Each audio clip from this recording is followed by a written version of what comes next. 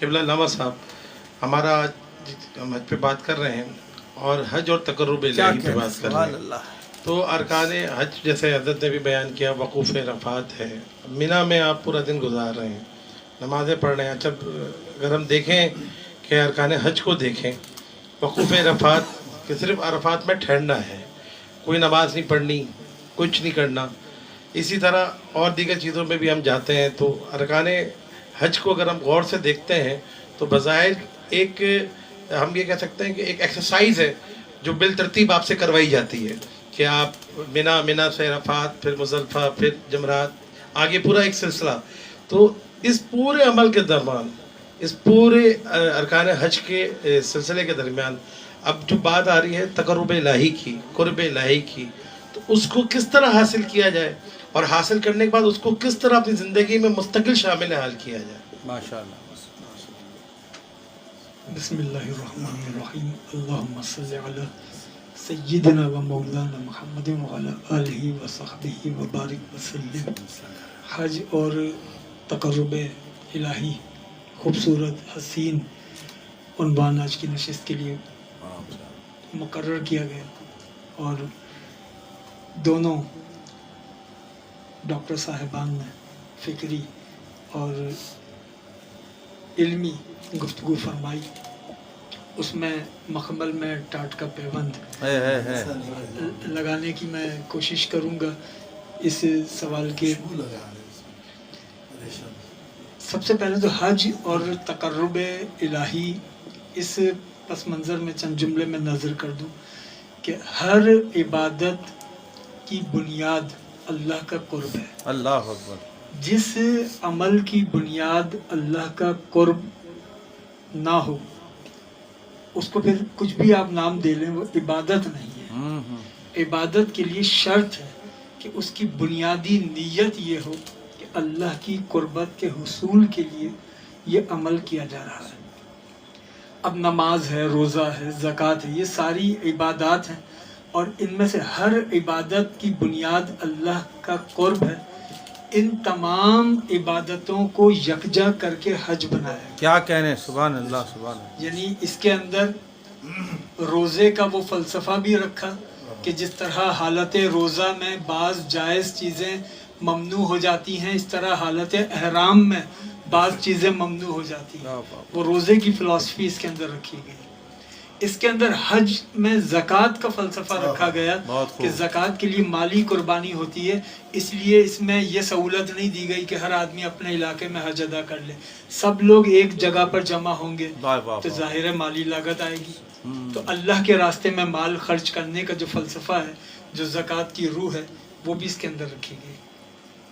اس میں نماز کا فلسفہ رکھا گیا کہ نماز اپنے جسم کے ساتھ خدا بند ذوالجلال کے حضور خود کو پیش کر دینا ہے.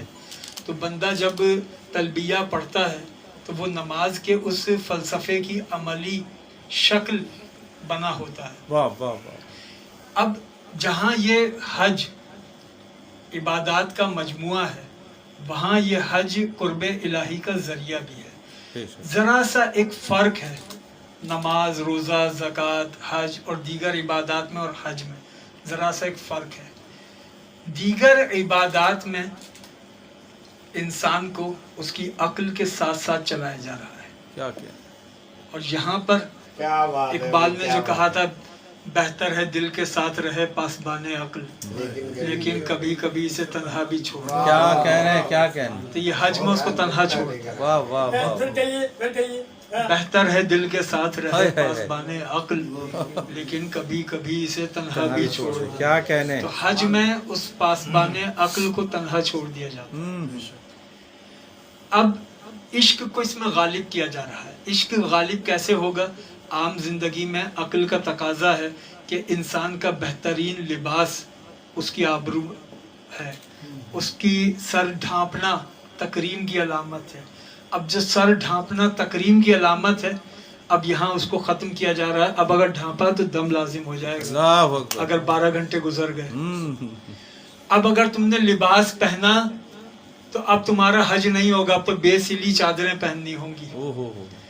اب وہ عقل کو پیچھے ڈالا جا رہا ہے عقل کہتی ہے ناخن بڑھ گئے تراش لیے جائیں، لیکن کہا جا رہا ہے نہیں، چھوڑ دو۔ واہ واہ واہ، عقل کہتی ہے بال بڑھ جائیں تو تراش لیں، لیکن کہا جا رہا ہے نہیں، اس کو بھی چھوڑ دو۔ کیا کہنے، لباس کی شان و شوکت سے نکل جاؤ، سر ڈھانپنے کے جاہو حشم سے نکل جاؤ، اب کیونکہ تم عقل کے راستے میں نہیں، تم عشق کے راستے میں آگے بڑھ رہے ہو۔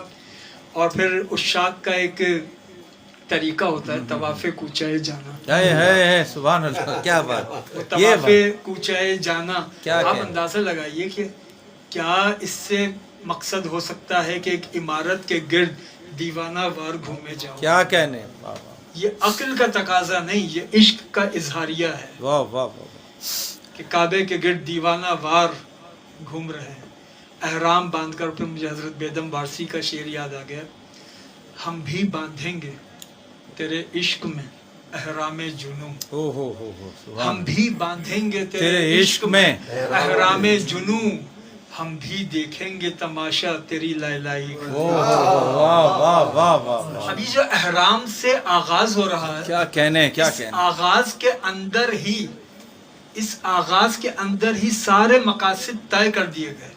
جو احرام پہننا ہے یہ رسم نہیں ہے، اسلام میں کوئی حکم ہلکے ہلکے، کسی مقصد سے خالی نہیں، اس کے پیچھے ایک فلسفی ہے، اس کے پیچھے حکمت ہے، مقصد ہے۔ یہ جو احرام ہے، صرف اس احرام کے عمل میں سارا حج کا فلسفہ موجود ہے۔ واہ واہ واہ، اب میں اس میں سے ایک دو جملے نظر کر دوں۔ آج دنیا بھر میں مختلف فورسز کے لیے مختلف یونیفارمز کا تصور ہے۔